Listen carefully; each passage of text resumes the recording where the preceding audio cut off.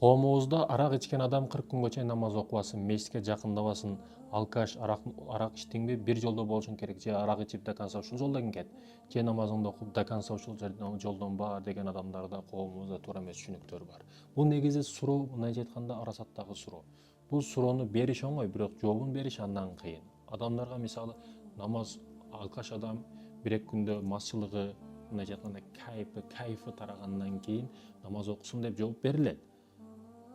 Анан берген учуруңда Мухаммад ушинтип жооп берди деп, же ушундай дамла ушинтип жооп берди, арак ичип намаз окуса болот экен деп түшүнүп алышат да адамдар. Мындайча айтканда туңгуюкта турган жооп болуп эсептелет бул. Адамдар туура эмес кабыл алат жоопторду, кээ бир жоопторду. Молда түшүнүп турат, бирок элдер түшүнө албай калат да кээ бир жоопторду. Ошондуктан суроо бериш оңой, жоопту бериш, жоопту адамды элдер кандай кабыл алат, бул нерсе маселе кыйын да. Себеби илим деңгээли бирдей эмес да. Молда көп нерсени түшүнөт, жөнөкөй адам билбей калат көп учурда. Ошондуктан да жахил адамга, караңгы адамга бул адамдар илимдүүлөр теңелбейт. Мисалы күчтүү спортсмен жолдо кетип атат, анан бир кайакта бирөө келип мына кылып секириндеме кылса, жаш балага теңелбейт да. Ошол сыяктуу эле маселе илимдүүлөр жаш балдарга теңелбейт деген маселе. Арак ичип намаз окуса болобу? Арак ичкен учурда болбойт албетте. Бирок ошол мазчылыгы тарап, өзүнөн баягы жыттар кетип неме кылган учурда намазын окуй бериш керек. Сен намаз окуга 40 күнгө чейин намаз окубашың керек, мечитке кирбешиң керек деген маселени кылбашыбыз керек. Биз адамдарда намаз окугандарда өзгөчө текебирлик бар, башкаларга мындай жиркенип карап, ушул эң жаман текебирлик да. Кудайым өзү сактасын, мына ушул эң жаман текебирлик болуп эсептелет.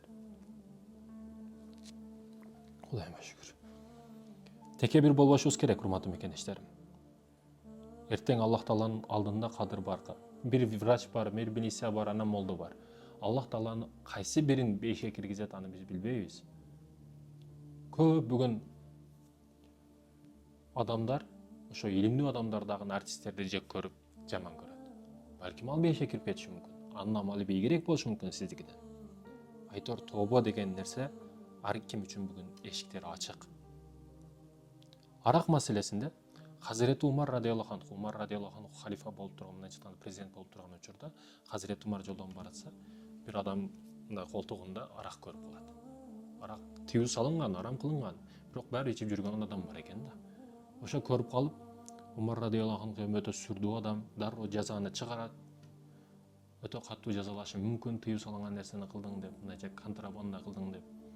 Баягы коркуп кетет да Умар радиаллаху анху, бул не деп суроо берген учурда айбаты сүрүү менен коркуп, баягы чындап тобо кылып, ошол жерде Аллахым ушул жерден мени сактагын, Умардын азабынан сактагын, мен мындан кийин аракка жакындабаймын деп өзүгө өзү сөз берип, Аллахка сөз берет.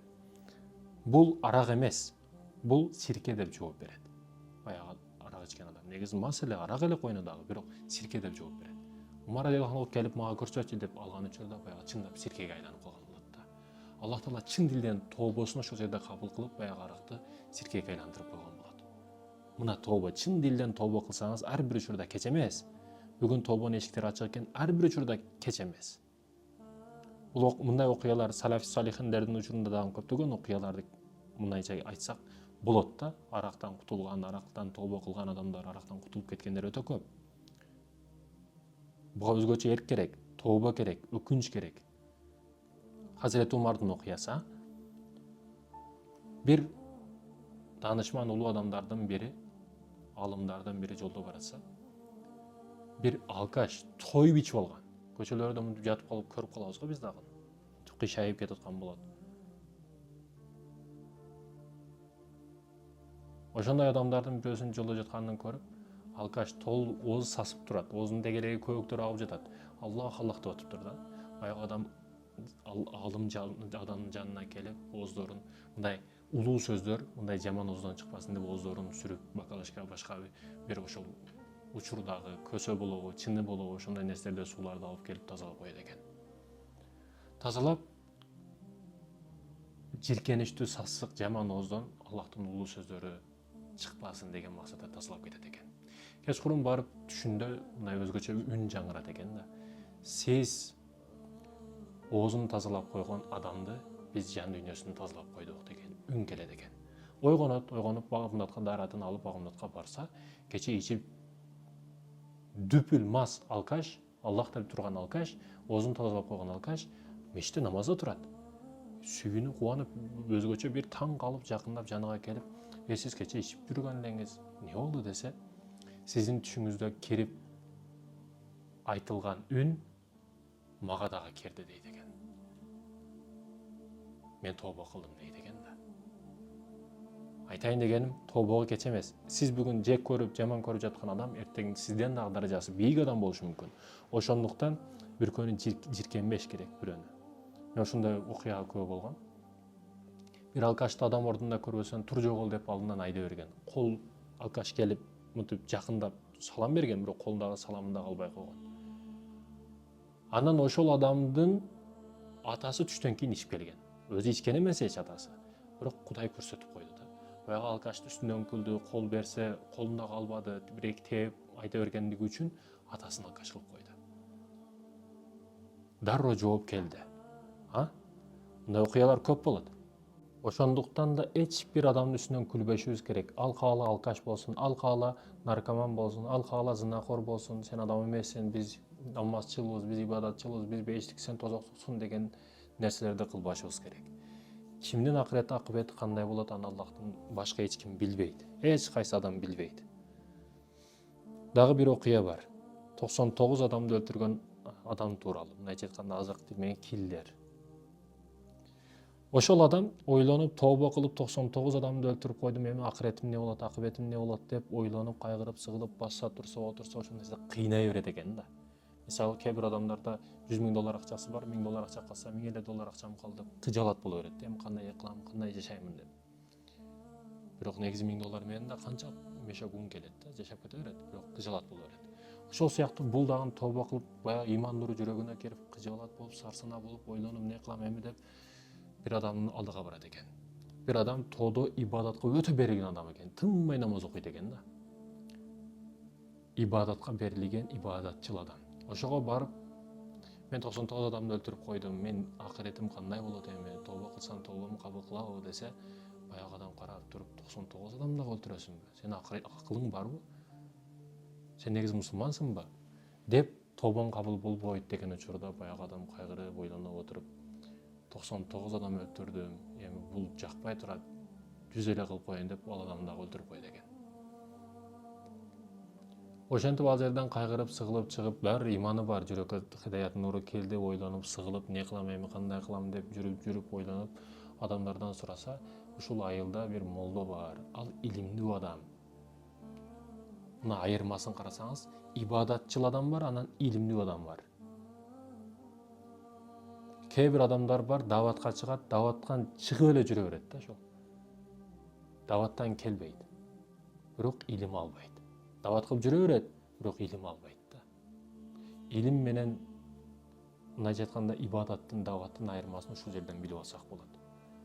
Бул адамга келди, бул тобоң кабыл болбойт деди. Неге? Себеби илим жок эле да мында. Эми экинчи адамга келди, сурады, 100 адамды өлтүрүп койдум, тобоң кабыл болобу деген учурда баягы адам, илимдүү адам, ооба, тобонун шарттары бар. Аллах Таала чын жүрөгүнөн тобо кылсаң кечирет деди. Бул илимдүү адам. Себеби илим бар да мында, окуган. Тобо кылгын, тобонун шарты өкүнч бар экен, демек сен жашаган адресиңди алмаштыр, жашаган жериңди алмаштыр. Себеби сен ал жерде көргөн адам сени баардыгы уру болсоң уру, зынакор болсоң зынакор, киллер болсоң киллер деп мынтип сөмөй менен көрсөтүп карайт. Ал жерде эч ким сени адам ордуна көрбөйт. Сен эң жакшы жол башка шаарга, эч ким тааныбаган жерге кет, ал жерден чындап тобоң улантыр дейт экен. Ошентип баягы тобо кылып, тобосу кабыл болуп, мына карасаңыз, илимдүү менен ибадатчылдын айырмасы кандай болот бул жерде. Анан баягы адам сапар тартат экен, өзүнө керектүү нерселерди алып алып, тобо кылам, башка жерге жашаймын, жаңыдан жашоо баштаймын деп сапар тартып кетет экен. Аланчы жерге деп ниет кылып алган, ошол жерге кетип атып, жарым жолдо өлүп калат экен да. Жарым жолдо өлгөндө эми рахмат периштелери менен азап периштелери келип алып, жанды ким алабыз деген суроонун негизинде талашат экен. Азап периштелери бул 100 адамды өлтүрдү, биз жанын алабыз десе, рахмат периштелери бул тобо кылды, биз алабыз жанын дейт экен. Ошол учурда ызы-чуу болуп, Аллах Табарак ва Таала буйрук берип, ошол тобо кылган өлкөсүнө, ниет кылган өлкөсүнө болгон кадамдарды эсептегиле дейт экен. Аралыкты эсептегиле. кайсы бири көбүрөөк болсо ошол жанын алсын дейт экен. Өлчөп чыгышса ортодо жан алыныптыр да. Ортодо жаны чыгыптыр, мындайча айтканда. Орто ченде болгондуктан Аллах Табарак ва Таала кайра периштелерге буйрук берип, баш жагы кайсыл жакка жыгылыптыр. Баш маанилүү да бул жерде. Илим дагы, Куран дагы башта сакталат го. Баш кайерге жыгылыптыр, кайсы тарапка карап жыгылыптыр десе, баш ошо тобо кылган жака мындайча жыгылыптыр да. Демек рахмат периштелери алсын дейт экен. Жаны рахмат периштелерин алып, Аллах Табарак ва Таала тоболосун кабыл кылдымы? Айтайын дегеним, тобого эч качан кеч эмес. Жүзбү, балким чоң күнөө кылып койдуңуз, балким айып иш кылып койдуңуз, тобого айтор эч качан кеч эмес. Тобо кылыңыз. Аллах Табарак ва Таала тобоңузду кабыл кылсын. Аракка жакындабаңыз. Биздин чөйрөбүздө, коомубузда адамдарды алкаш десе адам ордунда көрбөйт. Алкаш ол бутылканын ичине түшүп калган, эч качан чыга албайт. Алкаш десе жуучу куда болгум келбейт ал менен дейт. Алкаш төрмө чыгарамбы дейт. Айтор ар кандай сөздөр бар. Коомубузда алкаш болдуңбу, эми ушул жолдон кет дейт. Намазга жакындаба дейт. Адамдарга карап иш кылбаңыз сиз. Айттым го мына мисалды мен. Ибадатчыл адам, намазчыл адам ага барды, аны дагы өлтүрүп койду. Бирок илимдүү адамга барганда, чыныгы адистин алдыга барган учурда аташкан жок да. Тобосу кабыл болду. Рахмат периштелери жанын алып кетти. Айтайын дегеним, мекендештерим, алкаш болсоңуз, ошо мазчылыгыңыз таратып, намазга жыгыла береңиз. Ибадатка бекем болуңуз. Аллах Табарак ва Таала тоболорубузду кабыл кылсын. Бүгүн алым эртең алкаш кылып коюшу мүмкүн, Аллах Таала помуш кылып коюшу мүмкүн. Бир алым адам жолдо баратып алкашты көрөт экен. Алкашты карап туруп, молдокеге суроо берет экен да. Аллах Табарак ва Таала мени бай кылып коебу десе, кылып коет дейт экен. Аллах Таала бары жоктон кудуреттүү кылып коебу мени, ден соолук берип кое алабы десе, берип кое алат дейт экен. Баягы алкаш карап туруп, сиз алымсыз дейт экен. Сизди мендей, сизди мен сыяктуу бомуш, мени сиз сыяктуу алым кылып кое алабы Аллах Таала десе, баягы жүрөгүдөн ыйлап, молдоке шашып келип тобо намазын, шүгүр намазын окуган экен да. Сен мени алкаш кылбай алым кылдың деген мааниде. Шүгүр кылышыбыз керек, шүгүр намазын тез окушубуз керек. Тобону токтотпой кылышыбыз керек. Ким болбойлу, кандай болбойлу. Көбүрөөк сүйлөшүңүз мекендешим. Качан сизди коркунучтар, келечекте байып кетемби, машина аламбы, үй аламбы деген нерселер коркута берет келечек. Уйкудан турган учуруңузда жаман ойлорду берип, шайтан коркутат да сизди. Кантип жашайсың, анын калбады, мунун калбады деп. Сиз сүйлөшүңүз керек. Ошондой ойлор сизди кыйнап аткан учурда, мисалы, кечээ эле сон жүрөт эле, кокусунан коляскага түшүп инвалид болуп калды. Ошондой адамдар менен өмүрү бүтүп атат, аксакал болуп калды, өлүм төшөгүндө жаткандар менен, балдар үйүндөгү балдар менен көп сүйлөшсөңүз, сиз шүгүр кылышыңыз керек экендигин жаныңыз кадимкидей тынчтанат. Шүгүр кылыңыз мекендешим, тобо кылыңыз мекендешим. Аллах Табарак ва Таала бардыгыбыздын тобобузду кабыл кылсын, ак жолдо көрсөтүп, ак жолдо жүрүүнү насип этсин. Алтын башыңыз аман болсун. Ассаламу алейкум ва рахматуллах.